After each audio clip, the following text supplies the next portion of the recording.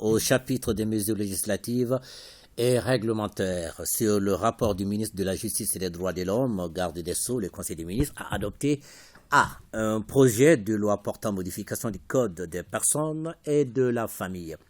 Le processus du recensement administratif à vocation d'état civil, présentement en phase de pérennisation, connaît quelques difficultés dues à la méconnaissance des textes juridiques régissant l'état civil.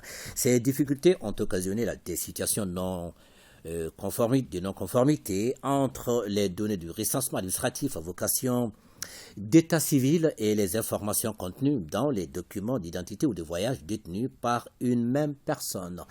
La quasi-totalité de ces documents d'identité ou de voyage sont subséquents à des jugements supplétifs d'actes de naissance rendus au profit des personnes déjà enrôlées au niveau du recensement administratif à vocation d'état civil. Cette contrainte liée à la différence entre des documents concernant la même personne a été source de blocage pour de nombreux Maliens établis à l'extérieur. L'adoption du projet de loi permettra la rectification des actes ayant servi de base à l'enrôlement dans le recensement administratif à vocation d'état civil. B. Un projet de loi portant modification de la loi numéro 2016-046 du 23 septembre 2016 portant loi organique fixant l'organisation, les règles de fonctionnement de la Cour suprême et la procédure suivie devant elle.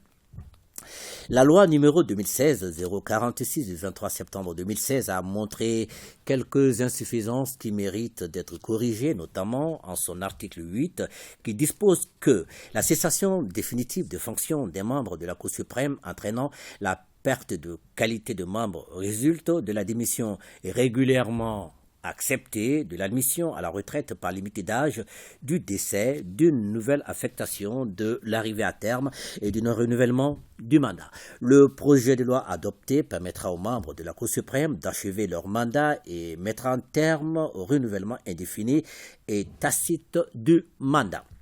Sur le rapport du ministre de l'Urbanisme, de l'Habitat, des Domaines, de l'Aménagement, du Territoire et de la Population, le Conseil des ministres a adopté un projet de décret portant affectation au ministère de l'Administration territoriale et de la décentralisation des parcelles de terrain objet des titres fonciers numéro 1252 et numéro 1253 du cercle de Bougouni, 6 à Faragouaran, commune rurale du même nom.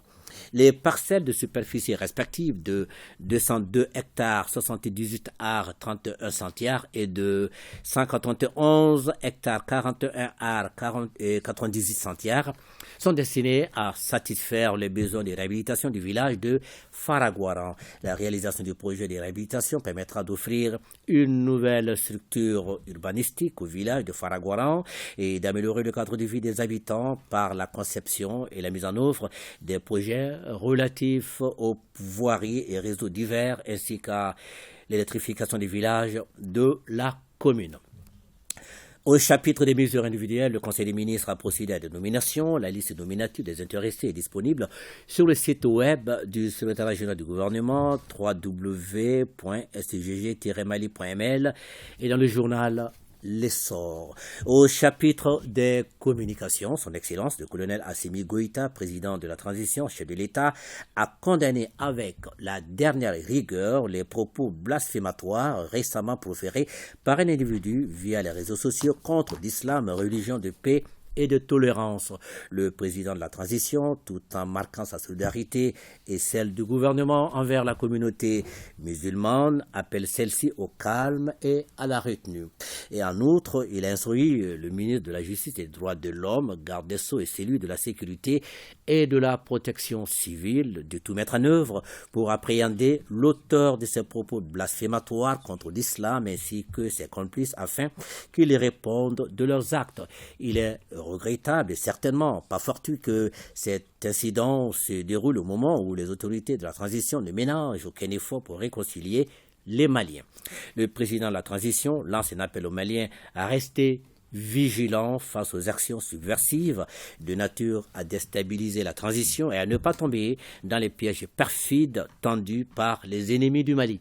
Le ministre de la Santé et du Développement social a informé le Conseil des ministres de l'évolution de la maladie à coronavirus marquée par une augmentation du nombre de cas testés positifs par rapport à la semaine précédente. Le président de la transition, chef de l'État, a appelé la population au respect strict des mesures de prévention et de lutte contre la maladie. Fousseni Tounkara, à vous et suite pour une très bonne suite du journal. Merci beaucoup, Ibrahim Djambélé.